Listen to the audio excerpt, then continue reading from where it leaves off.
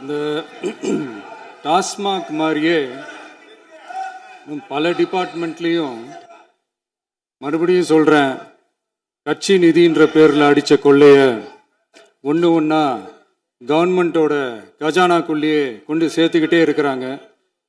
இப்போவும் சொல்கிறேன், மக்கள் பணத்திலேருந்து ஒரு பைசா கூட தொடமாட்டோம், தொடவும் விடமாட்டோம், தொட்டா விடமாட்டோம், இதுக்கு முன்னாடி தொட்டவங்களையும் விடமாட்டோம்.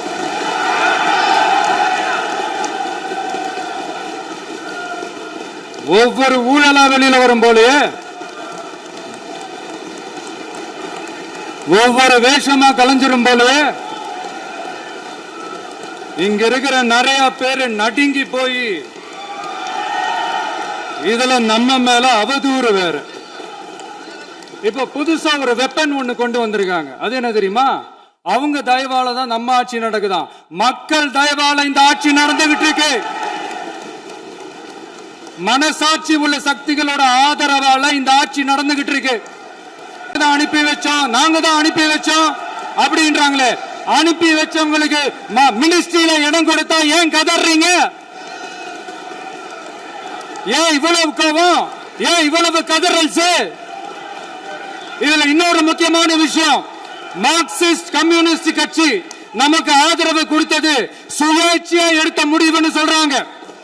அதே மாதிரி இந்திய கம்யூனிஸ்ட் கட்சி நமக்கு ஆதரவு கொடுத்தது சுயேட்சையா எடுத்த முடிவுன்னு சொல்றாங்க. இதுல எங்க இருந்து நாங்க தான் அனுப்பி வச்சோம், நாங்க தான் அனுப்பி வச்சோம்னா புரியலையே. மக்களுக்கு நல்லா புரியும், எல்லாத்தையும் தெளிவா பார்த்துக்கிட்டு இருக்கிறாங்க.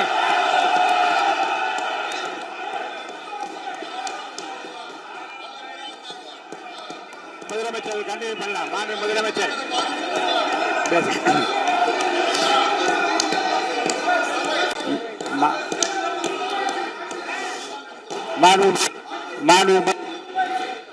மாண்பு முதலமைச்சர் கண்டினியூ பண்ணலாம். நீ கண்டினியூ பண்ணலாம்.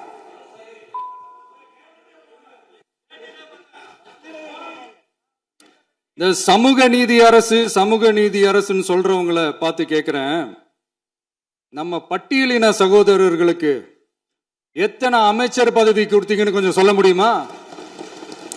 ஆனா நம்மளுடைய அரசுல 8 அமைச்சர் பதவிகள் யாருக்கு? நம்ம பட்டியலின சகோதரர்களுக்கு.